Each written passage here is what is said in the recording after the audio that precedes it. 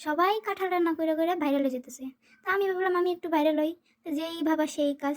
আসসালামু আলাইকুম, আশা করি সবাই ভালো আছেন, আমি অনেক ভালো আছি। আজকে আপনাদের জন্য নিয়ে এসেছি কাঁঠাল রান্না করার ভিডিও। আপনারা যারা কাঁঠাল রান্না না করতে পারেন আমার ভিডিও দেখে শিখেন। আসলে আমরাও কাঁঠাল রান্না করতে পারি না, এই প্রথম কাঁঠাল রান্না করলাম। এই দেখেন কতগুলো জবা ফুল হয়েছে আমাকে গাছে। আর বড় মানুষরা বলে যে লম্বা মানুষের হাঁটুতে নাকি বুদ্ধি থাকে। তা আমাদের এই গাছটা দেখলে মনে হয় ঠিকই কয় বড়রা। দেখেন আমাকে গাছটা কত বড়, কিন্তু মরিচ হয়েছে একেবারে আগা যায় 2-3টা। যাই হোক, ওই মরিচ আমরা খাই, মানুষ নিয়েও খায়। কম হয়েছে তারপর আমরা মানুষে দিয়ে খাই। এদিকে আমার ছেলের নিগে আমি পানি রোদ দিছি, দেখে গেলাম পানি গরম হয়েছে। দেখে পানি গরমই হয় নাই, একটু আগে রোদে থেকে গেছি, 1 মিনিটও হয় নাকি, কেমন পানি গরম হবে? আর যে রোদ, পানি তো গরম হয়ে যাওয়ার কথা। যাক, পানি গরম হয় না, পানির বিষয় বাদ।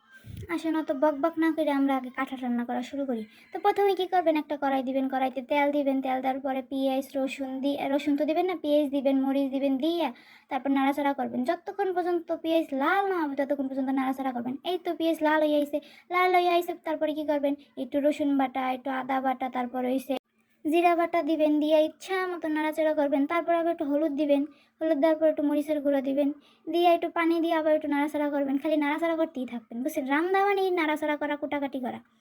এখানে আমার মায় আবার একটু জিরা বাটা দিল, দেওয়ার পর আবারও নাড়াচাড়াই করতেছে। দেখছেন, রান্না বাড়া হইছে নাড়াচাড়ার কাম, খালি নাড়তেই থাকবেন, নাড়তেই থাকবেন। এখন মাংসটা দিয়ে দিছে, মাংসটা দিয়ে আবারও নাড়াচাড়া শুরু।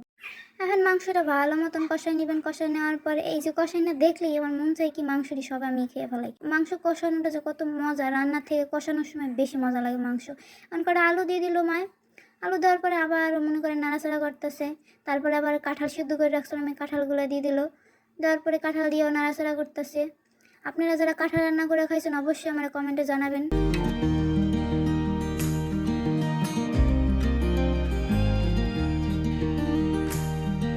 খাবার হয়ে গেছে, একটু সুন্দর মতন ডেকোরেশন করে আপনাদের জন্য দেখাইলাম যে কত সুন্দর হয়েছে রান্না।